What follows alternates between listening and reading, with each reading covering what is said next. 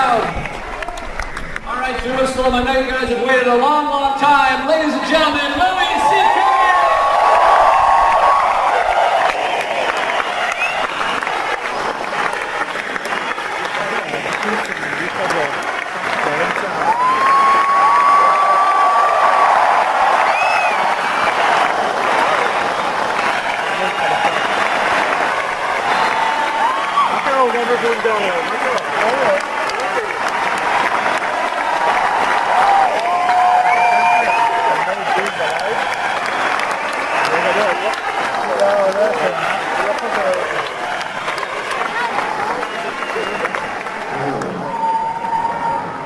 Shalom, everybody.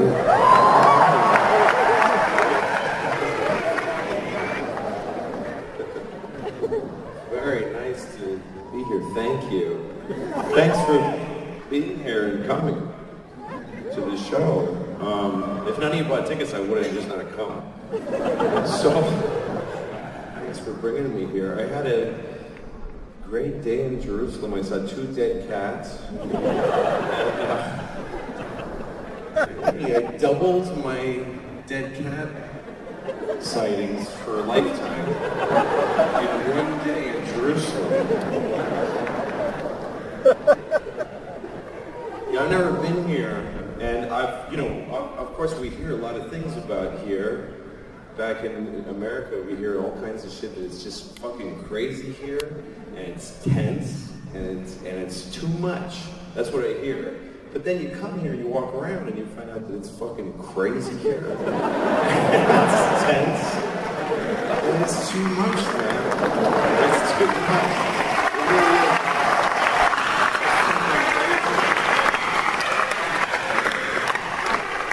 Some people told me not to come. Some people said, don't go there because we're mad at them. And we're going to fight, but they hit us. And I mean, look, if I was to decide to never play in a country that inflicted harm on anybody else, I wouldn't play America. That's for fucking sure. I wouldn't do one show in America. We've got a complicated history. So, but I really had it was really crazy today. It was crazy. That's all I won't even tell you the details. You know, I walked around. Fuck. Okay.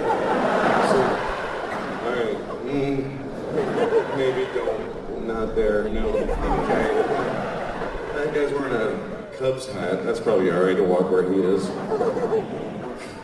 But, anyway, it's, this is very different, and I've been doing this show, these jokes, for the last few months. It was just in Amsterdam, I've been in Dublin and London and all these places. And then when I got here, I thought, there's some shit I probably shouldn't do here. Because it's just, I thought, oh fuck, there? Really? But I don't think I can do that, because you paid to see me, you didn't pay to see the version, right? So I'm just gonna fucking plow through the show the way I do it, and some shit's gonna be wrong to be saying here. That's just the way it goes.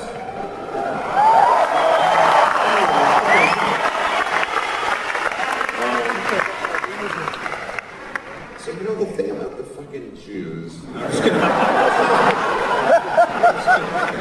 kidding. No. There's nothing about the Jews. There's nothing about the Jews. They're just a blank people with no features. They have no collective ways. None. Not a single one. I wouldn't know a Jew if I saw one. Ever. So we're fine with that. But there's a big crowd of 10,000 people, which is a lot of people. However, to keep it in perspective, more people than this have fucked all of our mothers. So just keep that in mind. It's a lot of people. More people than this have fucked all of our moms. Even if only by one. Even if all of our moms and dads, except one person's dirty mother who fucked a couple of dudes in her life. Not my mom. Not my mom. And I'm not saying that because she was a saint, I'm saying because I don't think anybody else. I don't think anybody else can fuck my mom. I just don't think so. It's true. I really think she fucked my dad, and after that, nobody. Anyway, maybe before that, I didn't see her before she fucked my dad. That's the thing I can say with certainty. I never laid eyes on my mother until after my dad had fucked her. You never get to know your pre-fucked mom. You just never do.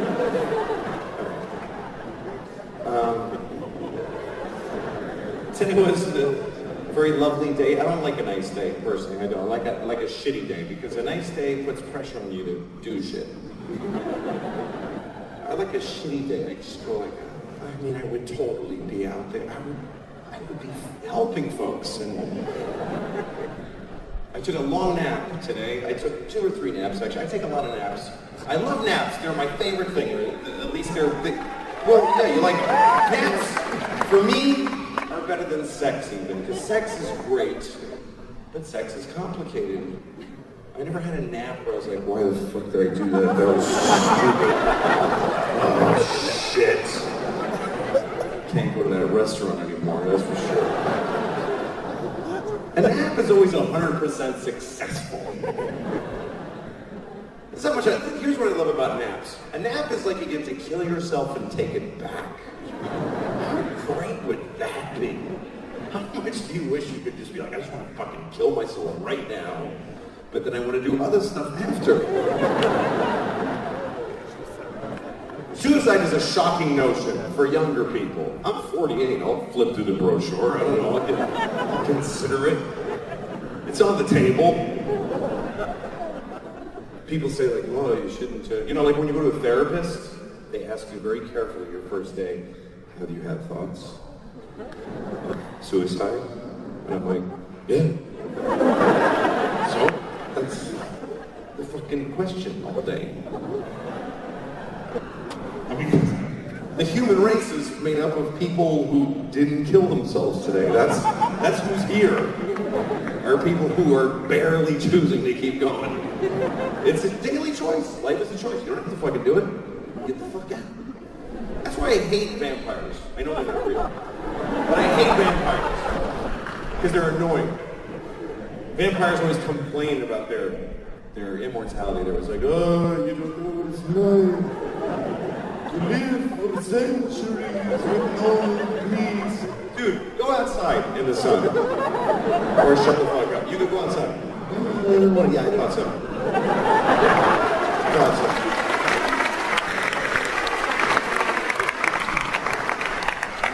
People choose life, as most people choose to be alive. I mean, that doesn't make any sense. Yes. Everybody who's here has chosen to be here. 100% of people didn't kill themselves. Except for the ones that did, and they don't count now. And it's interesting because life gets miserable. Life gets shitty, and still folks do it. Folks would rather live the shittiest life you ever saw than end it. It's a really interesting thing. You ever look at somebody on a street and you're like, fuck, I don't know how. How is he keeping being that? You're at a red light in your car, you look in the next car and you're like, oh fuck, I don't know. It's just some guy. He's got shit in the car. His window's a garbage bag that goes. What is holding up his suicide? What is keeping him going? And more interestingly to me, what would it take? What would it take for this guy to stop? Both windows are garbage bags? Like, what's the... Most people choose life, even though, running away will not solve your problems. That's the truth. But killing yourself solves all of them forever. It even solves world problems for you. What about ISIS? Kill yourself. Then we'll never get you. It's true. If everybody was afraid ISIS committed suicide, then they fucking lose. ISIS loses because they live in a world of people that don't give a shit what they're doing. We're gonna cut his head off. Go ahead. It's not fun now.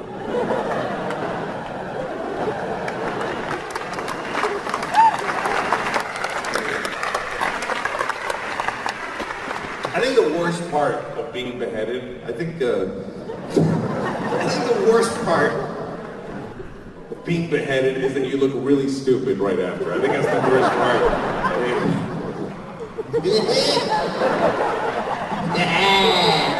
Body anyway. It's fucking stupid. Yeah. If you get kidnapped, you should shave your head because they want to be able to do it, but then they can't. They can't do that. It's just not as cool.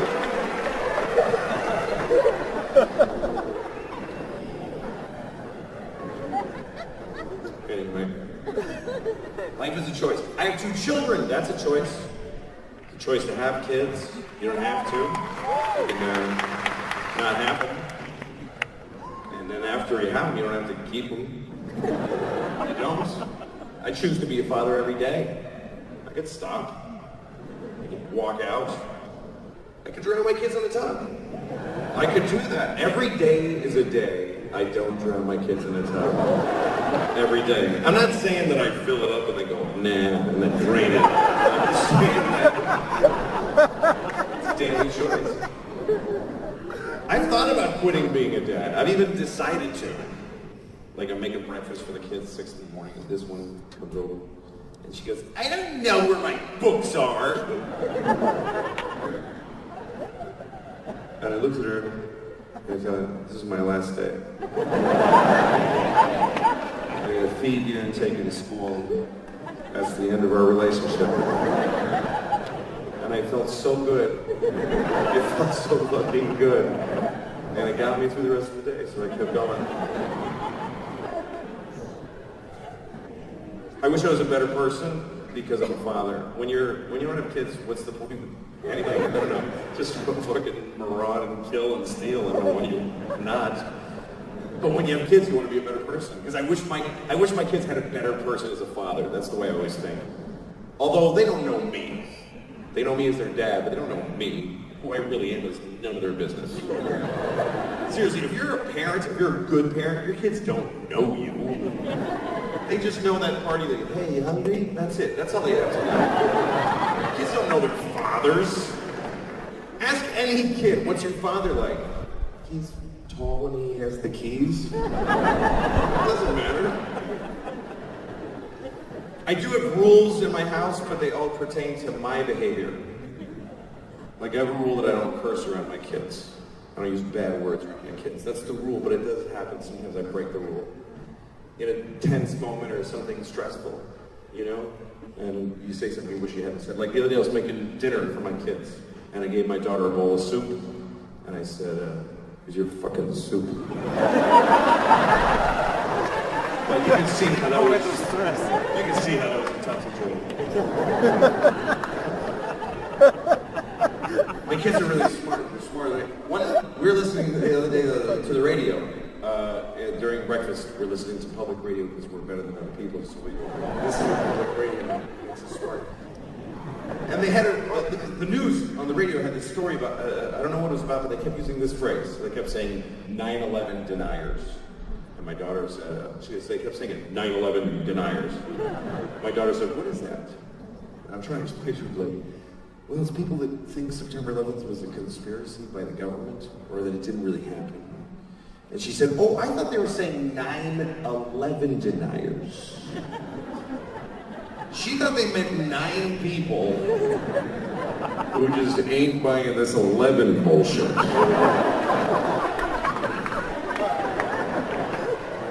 It's kind of a small fringe group. There's only 9 of them. They still get on the radio, but they're the 9/11 deniers. They go to the White House and they protest. It goes 10, 12, 13. Me and my 8 friends know it. We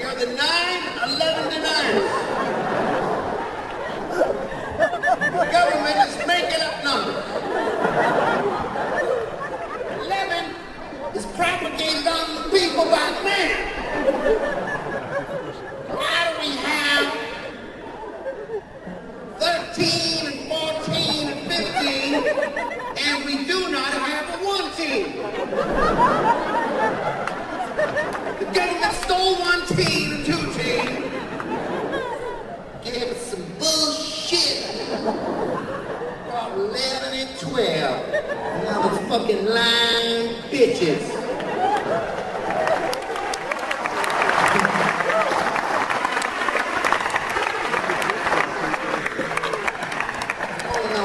This character became a stereotypical Chinese man. That's right, I'm Chinese, motherfuckers. I lived in Beijing, Hong Kong, motherfucking Shanghai and shit. With the chopsticks and whatnot.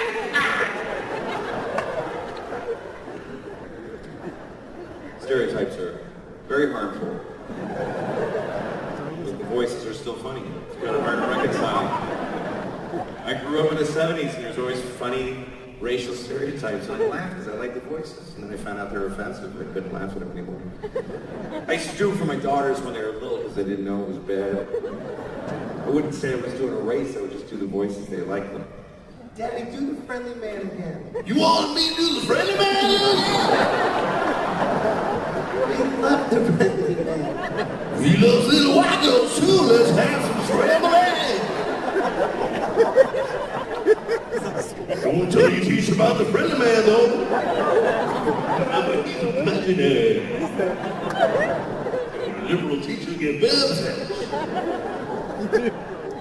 Daddy, be the quiet man. Will you like the quiet man?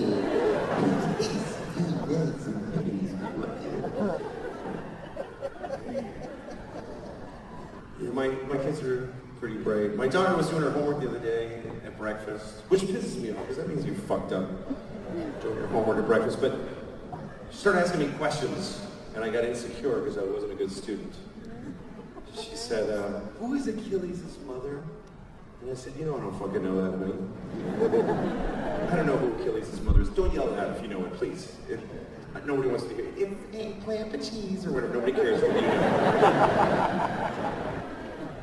But she was confused about Achilles, so I said, "Well, tell me the story, and then we'll both know it, and we can work it out." And here is the story of Achilles, by the way.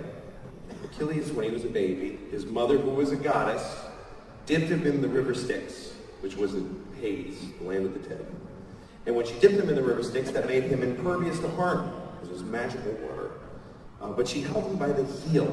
That's the important thing. Held him by the heel, which is an awkward way to hold a baby. By the heel. Not by the ankle. I've done that. That's easy. You gonna fucking listen to me now? That's easy. Achilles' mother.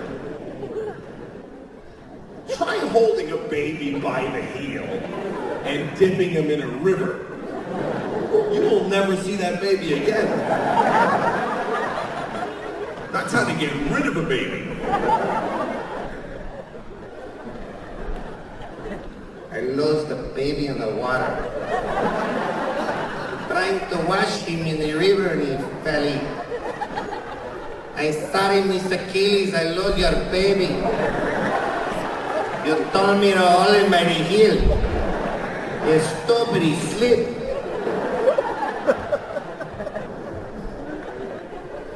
Achilles' Mexican nanny. It's a lesser known character in the Iliad. Very important. You should go look it up. Anyway. Achilles. His mother, she held on. She was a goddess. She was the goddess of grip. So she was able to hold on. And she dipped Jesus in the river Styx. Sorry. An idiot. Not the same story. Nobody dipped Jesus in the river Styx. Too bad they didn't. He might have made it to his 50s. I mean, he might have hung in there. It would have been nice. I'm saying it would have been nice if he could have hung around longer and maybe cleared up some of this ambiguous shit that he said. Maybe finished some of those thoughts. But no. No, sir. No. not Jesus. They fucking nailed him to a cross. About 20 minutes from here.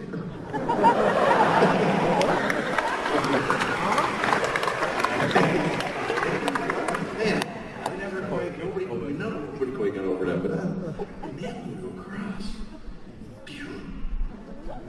That's my reaction to the crucifixion. If I had been there. Pew.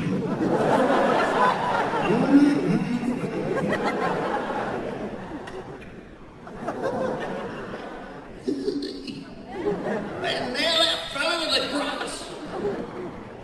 Rub vinegar on his face. That's the weirdest part of the Jesus story, that they rubbed vinegar on his face. I remember when I was a kid, I got taught that. I was like, what the fuck is that part for? Somebody got into it. Hey, rub vinegar on him. Hey, who's jerking off to this? That's not what we're supposed to be doing. Who is this?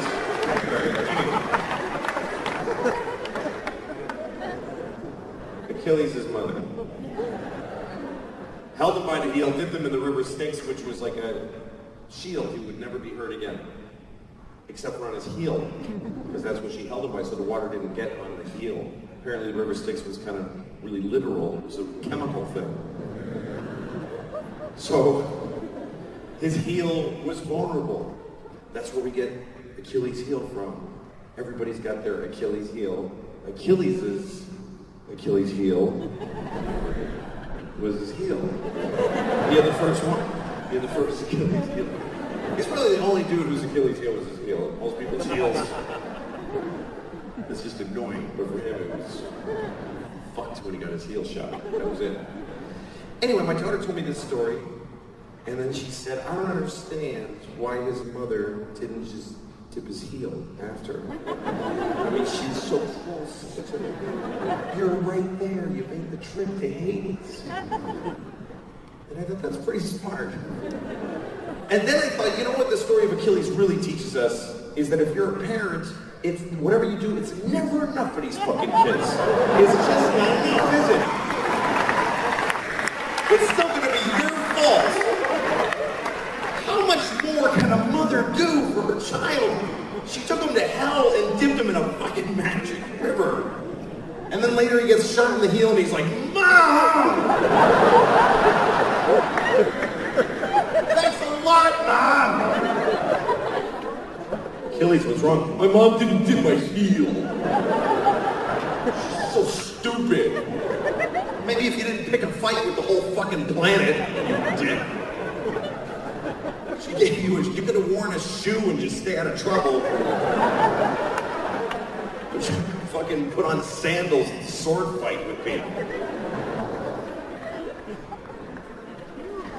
People don't,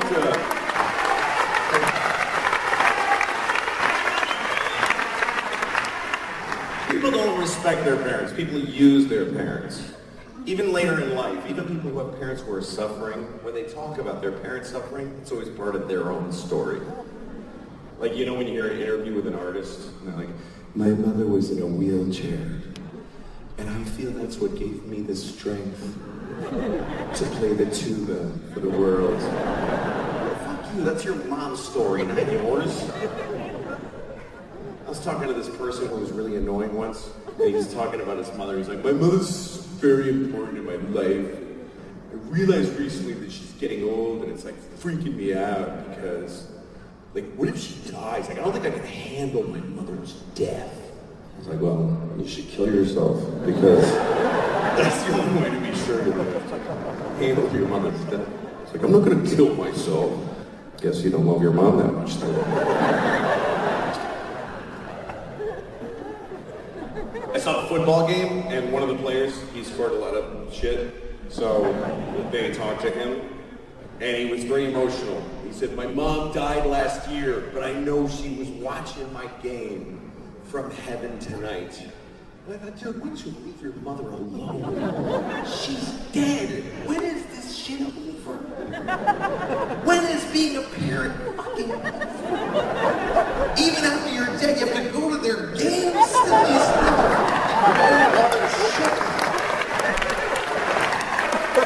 Can she be done now? Your mother did her job. She raised you and it killed her. Leave her the fuck alone. Let her enjoy heaven. If you believe your mother's in heaven, don't you want her to be just having a good time? There's parties in heaven. Hey, we're having a cloud party. You want to come? It's going to be angels. I can't, I gotta watch my son's game. He's gonna be upset if I don't watch it. It's my turn to bring snack.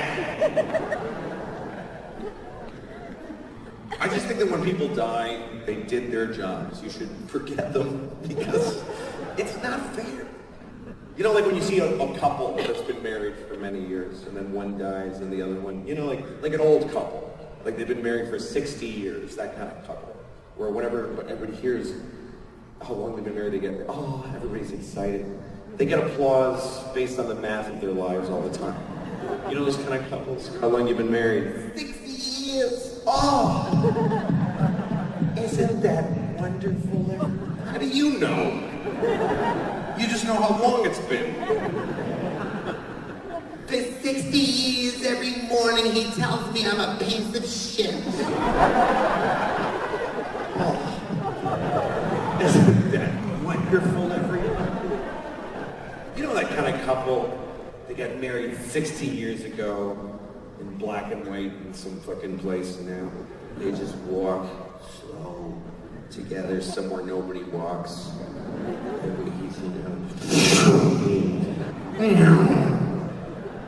She's got a tan suit and a brown tie, and she wears a dress with fruit on it. Just walk. It's cold. Yeah. Nice out, huh? Yeah. Go get a cracker somewhere. Okay. And then one day, usually he dies first. They're walking and he goes,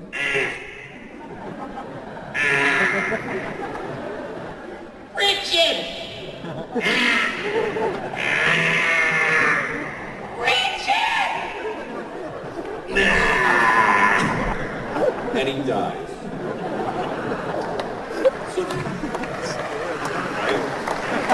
So now, it's just her, just Rose. She's alone. She just stands in her house.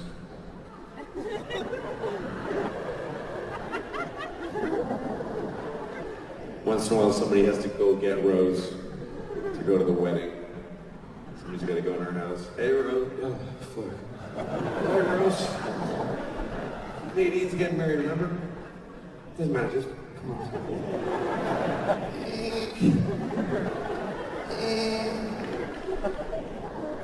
So 10 years go by, Rose is alone for 10 years after Richard dies, and then now Rose is dying. Somebody's there with her on their phone. And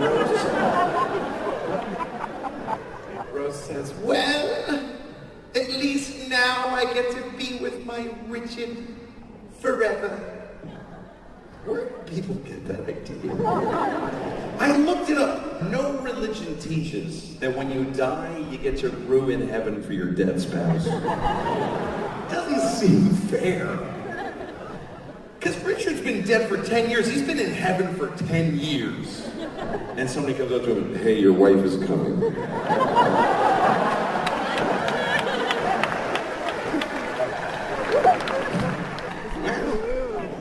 Excuse me, what did you just say? Yeah, Rose died, she'll be here in a minute. And then you guys are gonna be together forever.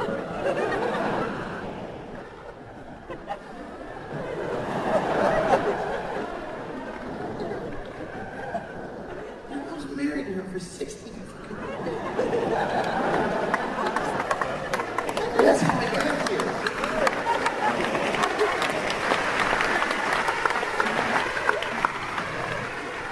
I have a girlfriend here now. I don't want... Hi, Rose. Right. Come on, let's go.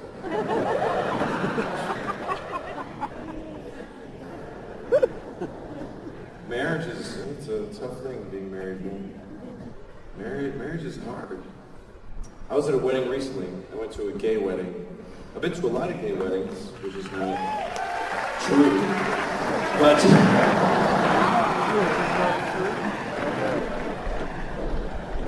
It's been a one gay wedding. I mean, you know, it was great. It was a gay Indian wedding. It was amazing, actually. If there's ever three words that have been waiting thousands of years to be in the same sentence, it's gay Indian wedding. Because it all came together. Just colors and men and it was fucking spectacular. But, I think gay marriage is great, but it's not as big an impact on society as gay divorce is going to be. That's going to be a big fucking deal, because it's not like they're better at it than us. It's still, they're all going to fucking get divorced. And we're going to get, I think there's going to be something entertaining about watching gay men fight over money. I just have that instinct. And I don't need to do a big cartoon of it for you, because you're doing one in your own head now. So you don't need me. Get it! Or whatever. Anyway, so...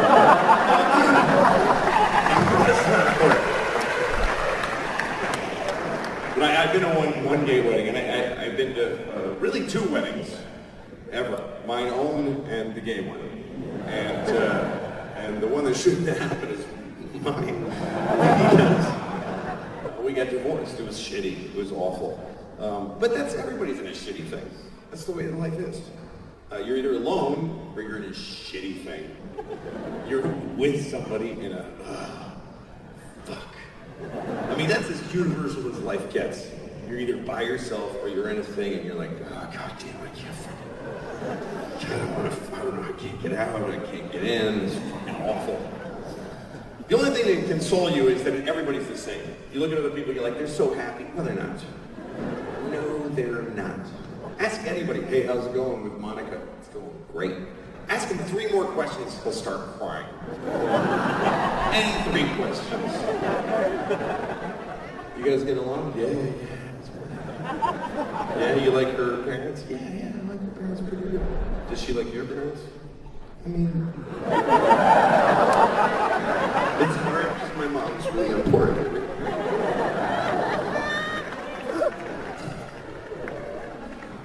Everybody's in a shitty thing, and I know there's some of you that are sitting out there going, nope, we're doing great. We're doing great. Really, give it some time. Okay, just fucking wait. No, I have a feeling it's fuck you. You think you are. Fucking arrogant people get in their relationships.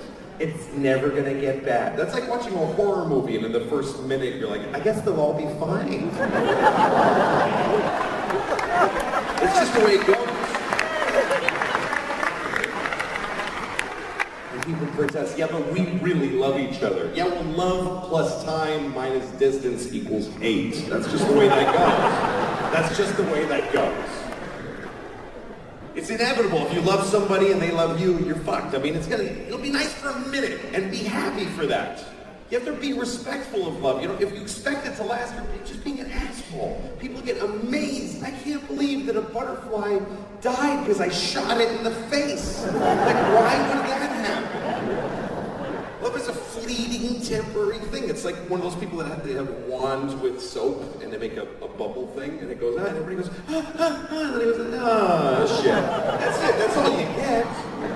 But people don't accept that. They stand there at the fucking soap going, what happened? It's just the way that it works. And also, when you meet somebody, people get so excited. I met someone today. No, you didn't. No, you didn't meet anybody. You'll meet him later. But you did not meet someone. You met someone he was being. You were being someone who met someone he was being. Later you'll fucking go, oh shit. Because nobody is themselves when they're meeting people, because you want someone to love you, so you're not you. Nobody goes on a first date as themselves. Nobody shows up to a first date. Yeah, let's go.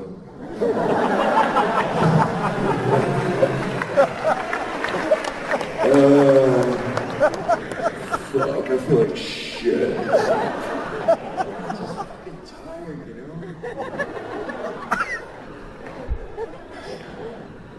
Where do you want to go? I don't fucking know. I don't know. Where do you want to go? What? No, I'm not doing that. No, wait, I'm not doing that. I fucking hate that. You go. That's a person. Nobody shows up like that to a first date.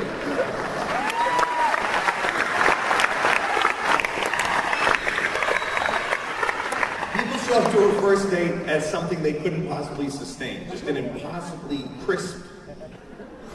Just so. Yes, I always put on really well thought out crispy every minute. I sleep in a fucking tuxedo, are you kidding me? And they show up for the first date and they're like, hi. Hi. Ready? Why are we laughing? There's nothing funny, but let's laugh all the time. Yeah, I thought we'd go here. Yeah, I just, everywhere I go, it's interesting. Yeah. And then I'd always think I'm gonna talk to you like this, like really, saying things. Yes, that's all the time. And then I'd listen to you like this, like, really,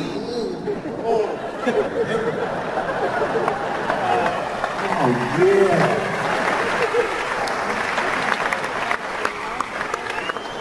And I remember all the things you told me. All of them. 3 days later, you're like, hey, when I was talking to my niece, you mean Jenny? Yes, you remember. Yeah. So I remember, I jerk off to all your family's names and where they live. Oh, yeah, Nana from Michigan. It's all I give a shit about forever. It's never gonna change.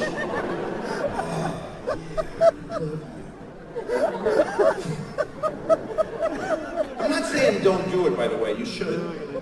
It's worth it. What are you gonna kill yourself? No, just go fucking fall in love, and then get disappointed, and then hang in there too long, and then get out, and then do it again with the person who's a little worse. Just keep doing it, because that's life. And also, good things happen on the way. You know, people try to make plans for life, but it doesn't really work. Like, I have 2 kids, because I got divorced, which you could say I shouldn't have gotten married. But the kids are the best part of my life, and they came from the worst decision I ever made. So how do you navigate life? You don't, you just do it, you know? You know, people are like, I don't know, should we get married? Yes. It's not gonna be good, but just keep doing shit. Just keep doing shit after shit. And then once in a while you get a nice thing. That's as good as it gets, I think. But,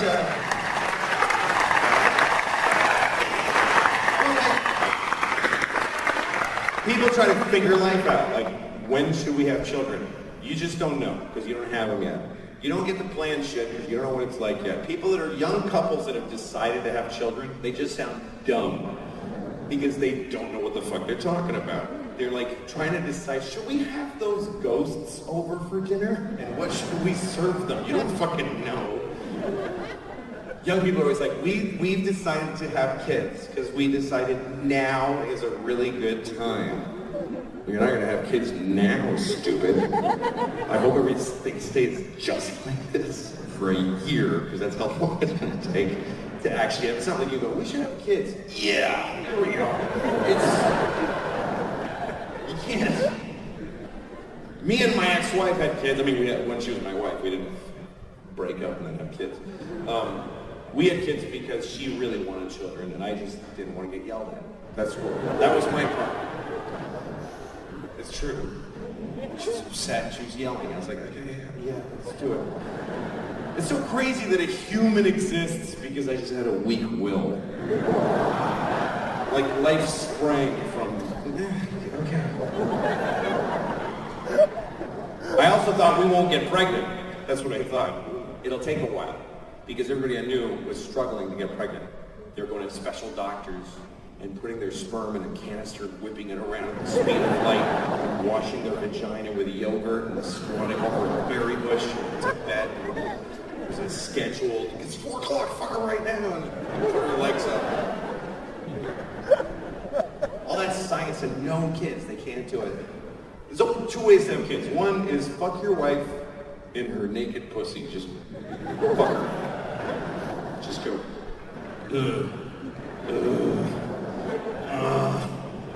And she's like, yeah. And you're like, yeah. you come. That's way one. Way two is even more reliable. Just get a baby. Just get one. There's extra babies on the floor all over the fucking place. Just go to somewhere and look for a baby.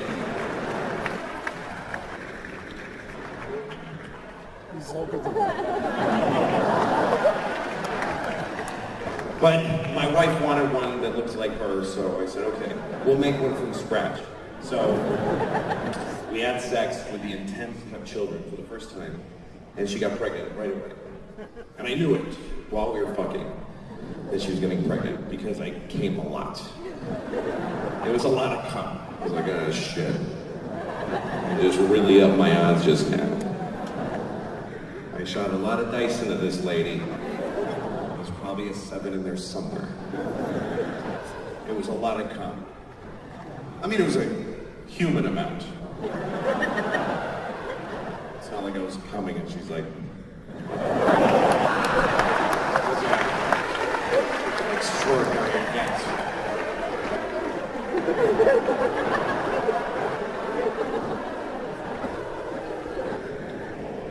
Roll her out of the factory. Oompa loompa doompa-dee. Come inside of you. Felt like a lot of cum. It was really just a few milliliters. Like enough to, you know, fill the thing, the applicator, and the children's ibuprofen. I don't know if you ever... About a 4-year-old's dose of children's Tylenol is how much I came into my wife to make our first child, just to be clear. And then we had a baby. She had a baby. I was standing there and watching. As the doctor fucking opened her up, he cut her in half. He cut her in half. It'd be pretty severe. We have to cut your wife in half to get that baby out. Yeah, go ahead. Do what you're gonna do. Yeah. Reached in there. I remember it looked like the doctor was looking for her socks in the luggage that she didn't. I don't want to unpack. I just want one pair of socks. She took out my baby, and the baby's screaming, screaming, and they just start scrubbing shit off. It was fucking brutal. They're just, I'm like, that's my baby. They're like, shut up, we gotta get this thing, it's gross. And they're just scrubbing the baby's going, this baby hates being alive. This baby fucking hates being alive. If this baby could kill herself, she would fucking do it. If this baby had a gun, she'd fucking... That's why you never give a baby a gun. Never. Thank you very much. Worst day of my life. Anyway, my baby was screaming and crying, and I got really close to her because her mom was getting sewn up. There's no help there. I get right next to her screaming face, and I just said, "It's okay." And she stopped crying. And I went, "Oh shit. I am of use." That's what I remember thinking. I am of use. I never had that thought before then. I was like 30. All my thoughts before then were like, I don't think that chocolate was that good. I think that's all. I shouldn't brag about that chocolate. Anyway, now I have kids, and it has changed my life a lot, and I have a dog too, which was a mistake. I shouldn't have gotten the dog. Because we got this dog, we got a dog off the street. That's what you're supposed to do. It's like you have to adopt an animal who's been traumatized. Because it's had a terrible life and now it's going to eat your children. That's what my dog is out of her mind. She lived on the streets and shit happened to her and she can't talk about it. She can't tell anybody. Sometimes I walk in the kitchen and the dog's like this. Hey, you alright? She wakes up growling in the middle of the night. She wakes up from a dream. I'm like, hey. My kids are terrified of the dog.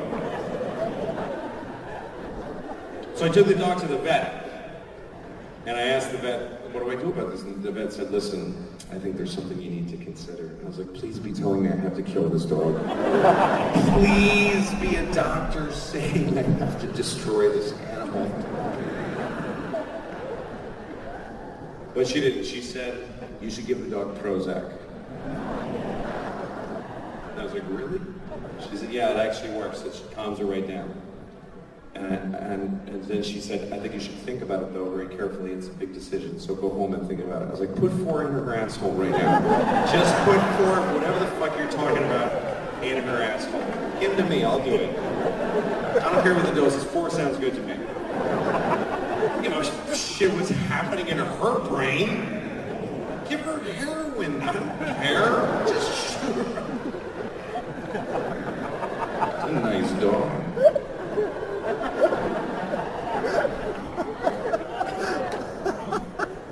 I'd love to have that dog.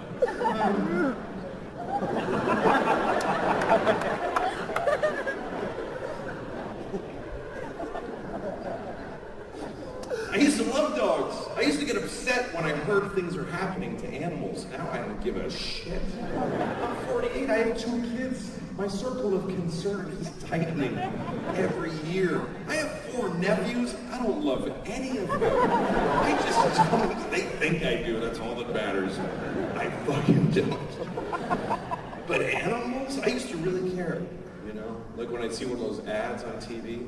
They have PSAs all the time in American public service announcements, and they show abused animals. They show dogs that have been beaten. They have like an empty eye socket, cast, and they're wet. They're always wet. I feel like they hose them down before they show you these dogs, and a voice comes on. Look at these dogs. These dogs are beaten every day. Please send us money so that this will stop.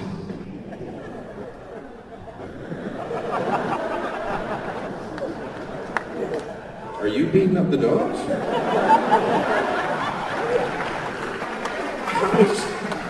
How's my money getting to that problem?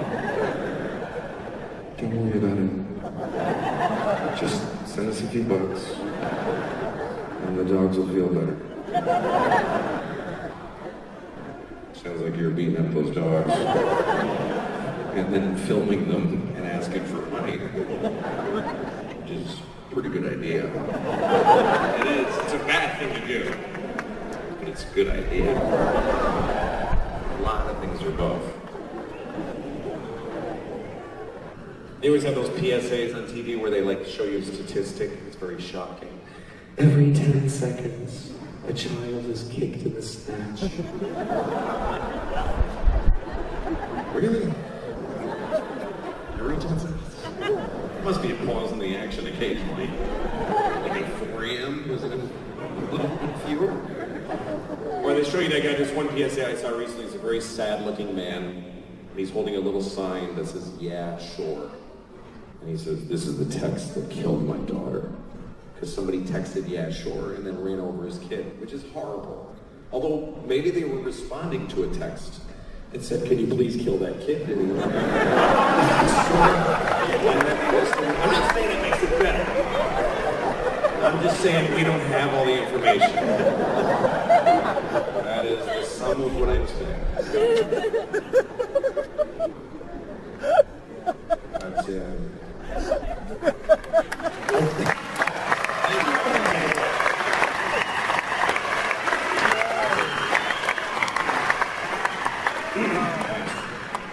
sorry, my voice is fucked up.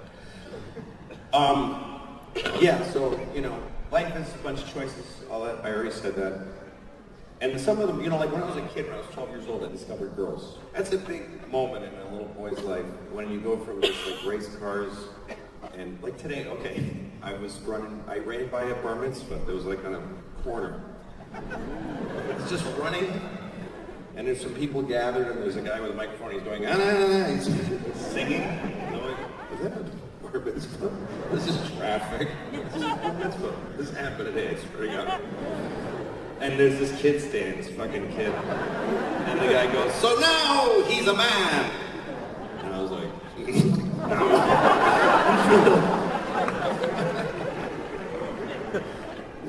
anyway, I guess he was 13. And I think it is weird at that age you start to think about girls. And my reaction to falling in love with girls, which I did, was to ask them all to be my girlfriend. That's what I did. I had no fear.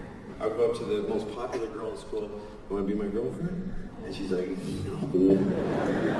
It's all right, I'm gonna jerk off to this later, it was fun. I had no problem asking girls out. I asked any girl out that I liked. And no other kids did it either. No kids asked girls out. And my daughters told me that kids still do this.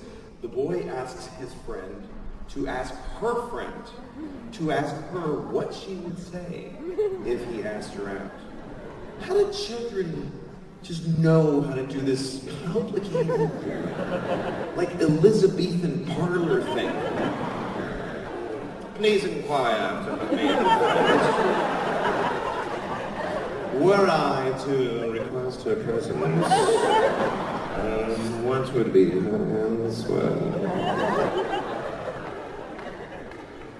Indeed, my lady, we enjoy your company at the pizza place.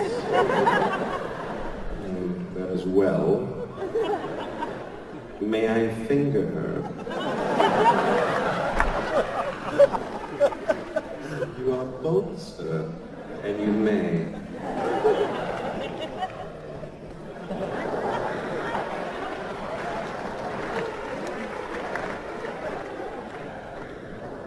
We're gonna get one. There you go. Now we're going to the next one. Take the wide shot. There you go.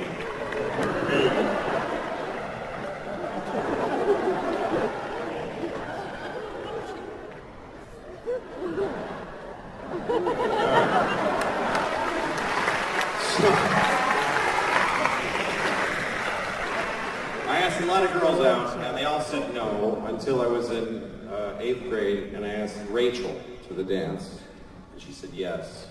Happiest moment of my life, even to today. I was going to the dance with Rachel, and I was excited that I was going to get she would be my date, and I pictured us like walking in together. This is not what happened, because my mom drove me, and she walked because she lived close to the school, and then we walked in together but with like 50 kids. It just wasn't, and I was like, she's my date. So I thought, we're gonna dance together. That's when everybody will see that I'm here with Rachel. And she was talking to all of her friends and stuff, and then she came up to me, and I was gonna ask her to dance, and she said, do you mind if I dance with Jeff? And I said, sure. Because I'm 13, what else do I have? What other moves do you have at 13? What was I going to say? Do you mind if I dance with Jeff? Yeah, in fact, I do mind. I mind very much. The fuck do you think this is, Rachel? You can come in here and dance with fucking Jeff? Is that what you think? You know what? Get your shit. We're leaving right now. Get your shit. Shut the fuck up, Rachel. I swear to God, shut your fucking mouth. Get your shit, you fucking whore. Get in the car. Get in the fucking car. I didn't have those tools. So I just said, sure. And she danced with Jeff all night. Just danced with Jeff, made out with Jeff in the makeout place. And that was it. And I learned two things that night. I learned that I have a capacity for pain, which is important to know about yourself. I was like, oh, shit. And then I was fine the next day. And then I also learned that that guy Jeff was really cool, because his point of view was, he's like, hey, you want to dance? I'm with Louis. It's all right, ask him, he'll be fine. And I watched Jeff grow up. I never knew him really well, but I used to look at, he was a cool dude, he had a lot of confidence. And later, actually recently, I wondered what happened to Jeff, so I looked him up, and this is the truth. That guy Jeff is a woman now. That's what happened. It's true, he became a woman. And he has a whole blog about it on Facebook, and I read it, and I was crying. I was up all night reading it. And at the end he says, I now am what I always was. I didn't change. I was a girl. I knew I was a girl since I was 7 years old. And I read that part, and I was like, well, why'd you take my fucking date then, you piece of shit? You knew? Fuck you, Jeff. Fuck you and your journey. I don't give a shit now. You're just an asshole who became a cunt. That's what happened. That's how I feel about it. That's how I feel. Oh, I really envy transgender people, because they figured themselves out. Everybody is the wrong thing, but these people go, fuck, I got it. It's a great victory. I wish I could have some moment in my life where I'm like, I'm an owl. That's what it is. I just have to blink slow and eat a mouse. It'll be fine. Life gets confusing. I'm 48, which is a pretty good vantage point in life, because I can remember my childhood, and I can see 80. I can see me at 80. When you're a kid, you can't believe old people. You're like, how do you look at your own hands without screaming? Like, it's just inconceivable. But I can see 80. I got friends that are 70. I fucked a 60-year-old, so I'm kind of like, I've seen it. I felt the 60-year-old flesh. It was nice. It was particularly nice because she was 60. It was. You'll find out. Anyway. But life still gets confusing. Like that day I was watching. You ever seen Magic Mike? You ever seen that movie? Magic Mike. It's a movie about male strippers starring Matthew McConaughey and Channing Tatum. And I've never seen it. I haven't. I won't see it. I refuse to watch that movie, Magic Mike, because I saw the preview a bunch of times and I didn't like it. I mean, I didn't like it. It upset me that I liked it. Because there's one part I really like. This is one part. It's this part where Matthew McConaughey's got no shirt on, and he goes, "The law says you can't touch, but I think I see a lot of lawbreakers out there." It's just the way that slides out of him. I think I see a lot of lawbreakers out there. I just really like that part. And every time the thing comes on, I'm like, all right, hear that part. And then he says it, and I'm like, it's really good. That's really good, the way he says that. And then Channing Tatum comes out with no shirt on. He's like, I'm like, fuck! And I have to turn it off because I'm getting all turned on. And I'm upset. And then I'm walking around my house later, and I'm like, I'll say it again, too. I go up to my dog, but I think I see a lot of lawbreakers right here. And it's weird because I don't really do impressions, but I do that one pretty good because I think about it all the time. I'm not gonna watch the movie because I just know if I sit and watch Magic Mike, something's gonna happen. It's not even like a suspicion. I'm 100% sure if I watch Magic Mike, I'm going to have a gay orgasm. And I don't want one. I don't want one. I just won't ever do it. And people say like, you're suppressing. Yes, I fucking am. That's right. That's my right.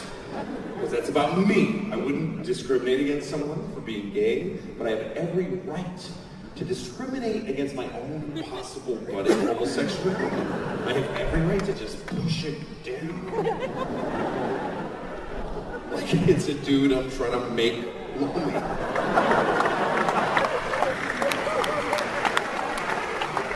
And it's weird because I haven't developed a generalized attraction to men. I'm not into men sexually, just fucking Matthew McConaughey and Channing Tatum.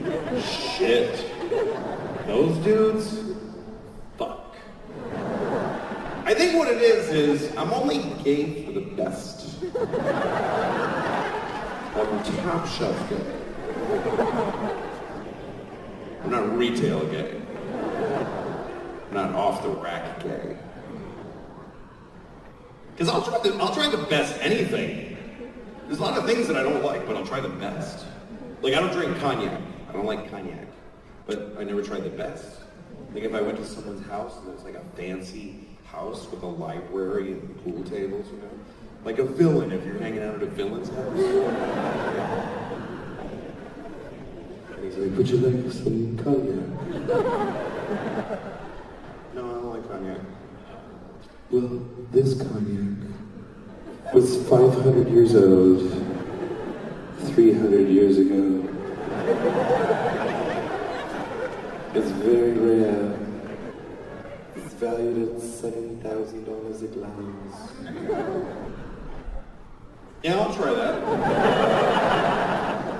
That sounds good. For dinner, would you like to eat a live turtle? A live turtle? Yes. I don't think so. Well, this turtle comes from a tiny island in the South Pacific. He was flown here this very afternoon. He's eaten nothing but turtles his entire life. And he is the last of his species.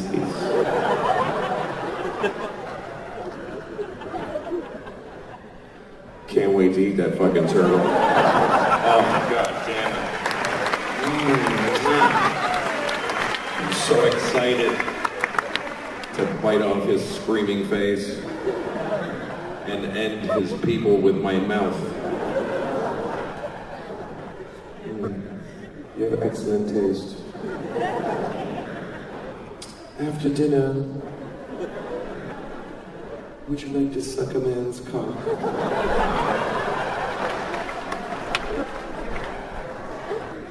Listen, I've had a very nice time, but I don't want to be rude, but I'm not gay, so. Well, this man's cock. This man's cock has been soaking in olive oil since he was 5 years old.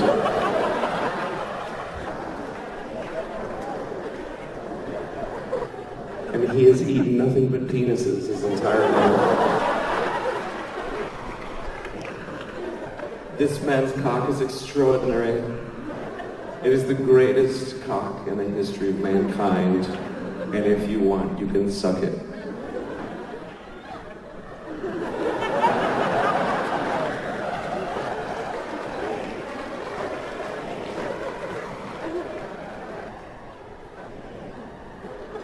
Can I see it? I mean, I'd like to see it. Jesus, that's amazing. Oh, God, that's beautiful. I don't know, just bring it closer. I don't know yet. I don't know yet. Just bring it closer.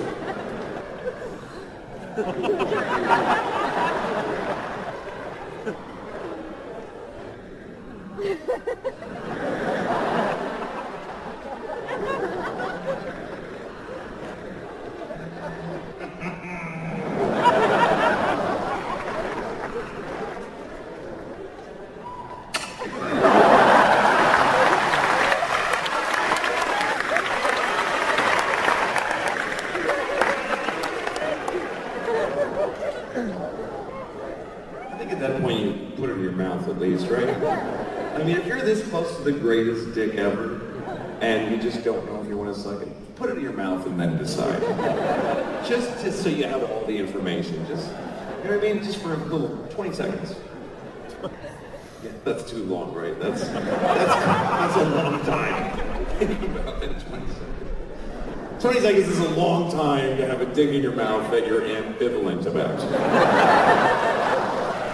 20 seconds. This is 20 seconds with a dick in your mouth.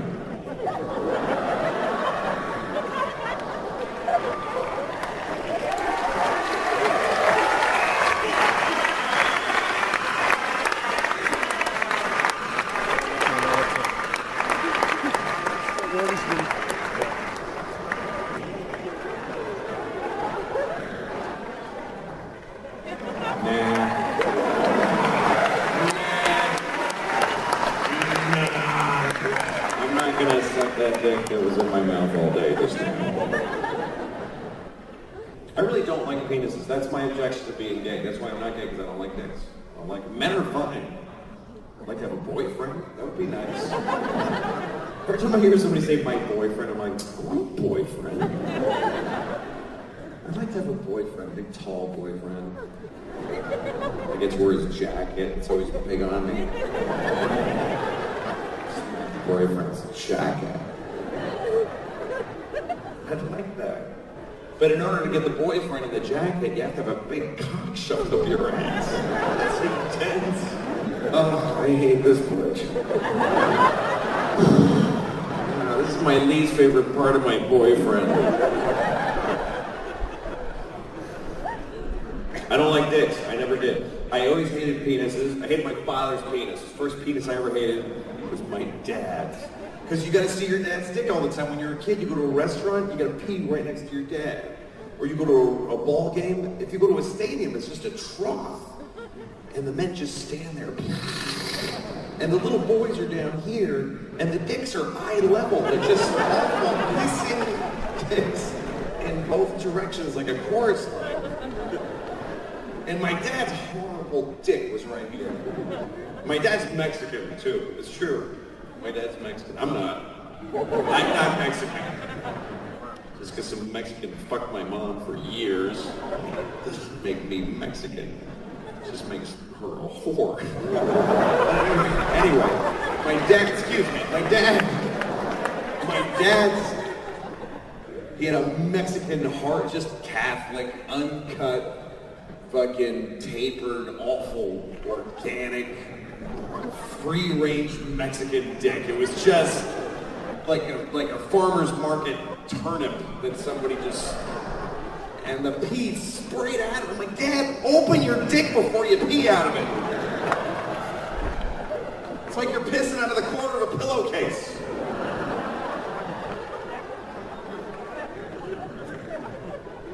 And it's weird because my dad has had a weird life. When I was 10 years old, my parents divorced, and my dad turned into a Jew. And, well, I mean, he converted to Judaism. He didn't turn into a Jew. It's not like my dad one day was like,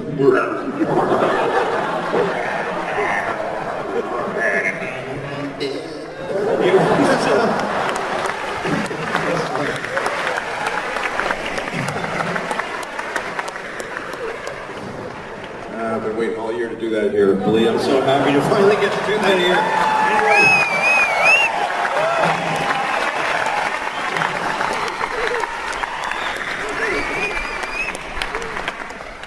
Yeah, it's true. My dad converted to Judaism.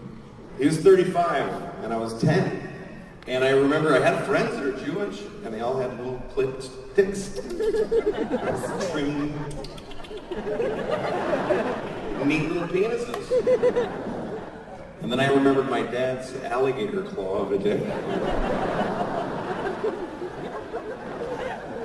And I said, Dad, you didn't get circumcised, did you? As a grown man. And he said, yes, I did. I said, why? He said, because that is the covenant between my Lord and my people. I said, he didn't mean you, you fucking Mexican. What the hell is wrong with you? I have a weird family history. It's true, because my dad is Jewish, and he was raised Catholic in Mexico by his Mexican mother, my grandmother, my abuelita, who's still alive, 100 years old, and she's Catholic, goes to church every day, even though there's nothing going on, she goes. She raised 8 kids Catholic, but her husband, my grandfather, was Jewish. And so my dad wanted to embrace his faith, but he had to convert, right? Because his mom's not Jewish. Because here's the story, okay? My grandfather was a Hungarian Jewish doctor, and he had one leg. It's true. He was a one-legged Hungarian Jewish doctor, and he played the violin. It's true. He was a fiddle-playing, one-legged Hungarian Jewish doctor. And around 1910, he tried to come to America. But they said, we have too many of those. So, it's a quota. So he went to Mexico, and he did very well. He never came to America because Mexico treated him very well. He was a doctor, he had a practice, he also made fake legs, and he sold them and he did well. I mean, they were meant to be fake. He wasn't trying to fool anybody. It was, it's not like you buy a leg for my grandfather, you get it home, this is fucking fake. That Jew ripped us off. It was prosthetic. It's a better word for it. Anyway, then he made his own leg, and he went to a dance, and he met a beautiful, dark-eyed Mexican beauty, my grandmother, and he danced with her. And by the end of the story, she always says that by the end of the dance, they fell in love. But there's a part of the story where at some point, she said to him, I'm Catholic. And my Jewish grandfather said, yeah, me too. He just said, yeah. I'm sure he was just trying to fuck her. I think that was the idea. which doesn't offend me. I wouldn't be here right now if my grandfather didn't want to fuck my grandmother. But he fell in love with her, and they had a family, so he just stuck with it, and he raised 8 kids, Catholic. And he went to church with her, but he was secretly Jewish the whole time. He held on to it, but it was a secret until my dad was a teenager, and they had a fight, him and my grandmother, and he's like, I'm a Jew, you fucking idiot, or whatever, I don't know what happened. But it all came out, and then it was okay, but I heard this story when I grew up, and last time I saw my grandfather, he was 90, and I asked him about it. I said, how did you do that? How did you give up your religion? And he said, I loved your grandmother, I loved her very much. And also, he said the Christians want everything anyway. So I thought, let them have it. That's what he said to me. The Christians want everything anyway. And I thought about that a lot, and I think he's right. It's really true. We like to tell ourselves, this is a multi-faith world and every religion is equal. Not really. Not really. The Christians want everything a long time ago. If you don't believe me, let me ask you this question. What year is it right now? What year is it, according to every government of every country in the fucking world? This is a big thing for one group to get. What year is it? Anyone, just yell it out, sir. Yell out the year. 2016. That's a number. What does that number mean? It's important, because we're counting to it in unison as a species. We're literally going 1, 2. We have a party. It's the whole world to say this is how long it's been. How long it's been since what? Since there were ever people? That would be smart to be counting that. It's not what we're counting at all. It's been 2016 years. Since what? Anybody yell it out. Since Jesus died. How the fuck did they get that? That's not a Monday off of school in October. That is, there was no time before our guy. Actually, but there was a lot of time. There's actually more time before him than after. Well, that time goes backwards.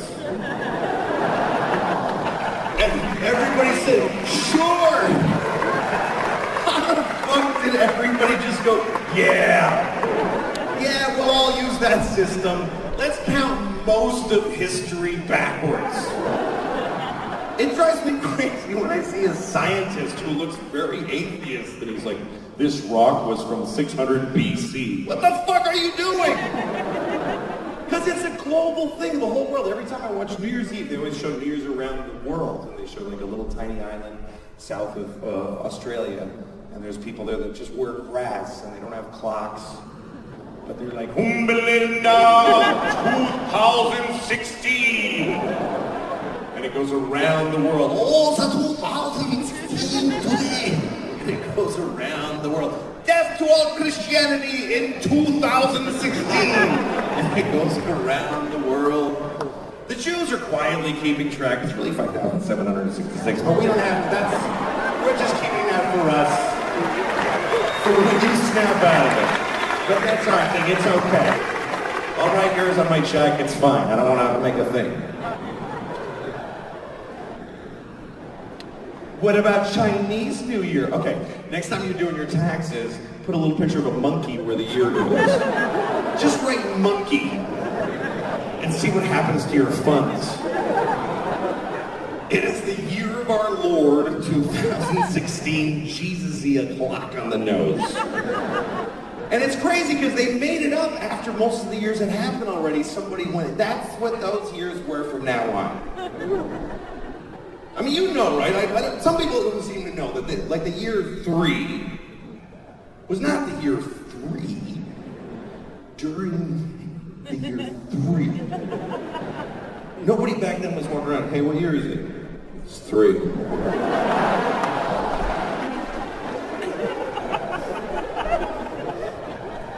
Yeah, but I'm 28. How can I be 28? If there's only been 3. Because you were born in BC 25. Remember when it went backwards? Oh, fuck, that was stressful. What the hell was that like? What year is it? 10. What's next year? 9. Oh, fuck are we counting down to?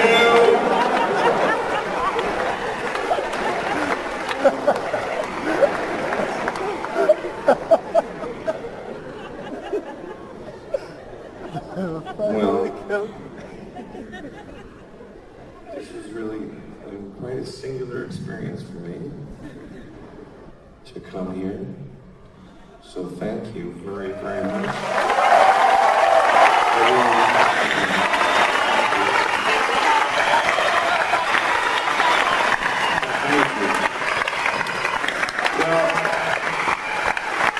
So you had a good time, right? You enjoyed it? Okay. So let me just ask you